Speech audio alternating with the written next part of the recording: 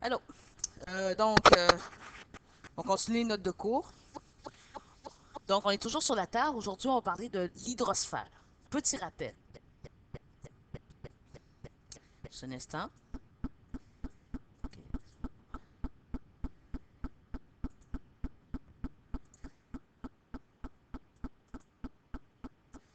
Donc, commençons.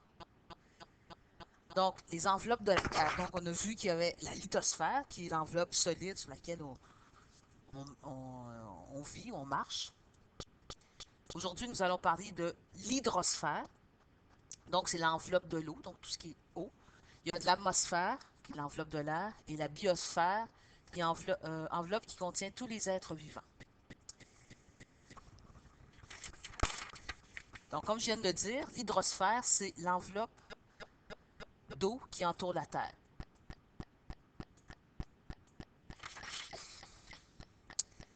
Donc, l'état de l'eau, on a vu ça en début d'année. L'eau peut être soit liquide, solide ou gazeuse. Donc, l'eau existe sur la planète sur différentes formes. Donc, sous forme de nuages. Donc, excusez, des nuages. Juste un instant. On va enlever ça ici. Donc, les nuages qui sont sous forme gazeuse. Les liquides, les glaciers et les icebergs. Donc, les gros morceaux de glace qu'on retrouve dans le nord du Canada. L'eau des rivières qui est sous forme liquide. L'eau emprisonnée dans le sol. Donc, les nappes souterraines, en fait. Etc. Les eaux de la Terre que l'on retrouve sont dans les eaux sont dans les océans, les mers, les lacs. On les retrouve aussi dans les fleuves, les rivières, les eaux souterraines, les glaciers, les banquises, donc c'est les icebergs, les banquises. Les banquises, on peut marcher dessus. C'est un genre de trottoir de glace qu'on trouve dans le nord. Et pour finir, les vapeurs d'eau en suspension dans l'atmosphère. Donc, le matin, quand on voit de la brume, là, c'est des vapeurs d'eau en suspension dans l'atmosphère. L'atmosphère, n'oubliez pas que c'est la partie où il y a l'air de notre.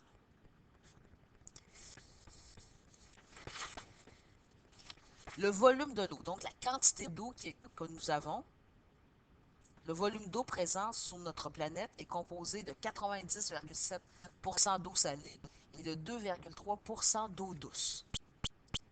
Donc, comme vous constatez, on ne boit pas l'eau salée, on boit vraiment l'eau douce. Il y en a très peu, 2,8%. C'est tout petit, vous voyez la quantité. Donc, il faut faire attention pour la gaspiller. C'est pour ça qu'on vous dit de fermer l'eau quand vous le laissez couler. Les 2/8 d'eau douce sont répartis de la façon suivante. Donc, 2,15% dans les glaciers et la calotte polaire. Donc, c'est très difficile à aller les chercher, là. Ça coûte très, très cher.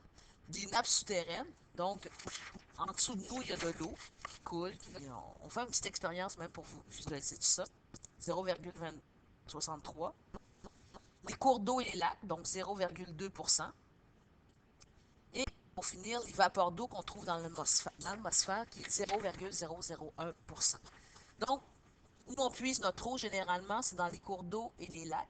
Et il y en a 0,02%. Vous devez vous dire, il y a plein de lacs en Abitibi. Oui, c'est vrai qu'il y a plein de lacs en Abitibi et au Québec. On dit que le Québec, à lui seul, a 3% des eaux douces de la planète, ce qui est énorme.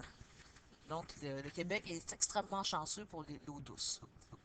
Donc, encore là, il faut faire attention. Puis, qu'est-ce qu'il y a de particulier? L'eau que vous voyez en ce moment qui existe, c'est la même eau qu'il y a 4000 ans.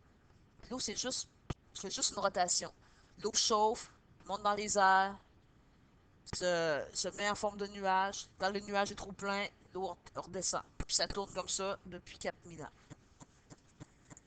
Rien de nouveau.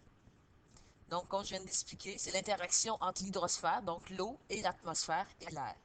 Donc, comme je viens de dire, le rayon du soleil chauffe les eaux des océans, ce qui entraîne l'évaporation, donc l'eau monte d'une certaine quantité d'eau sous forme de vapeur d'eau dans l'atmosphère.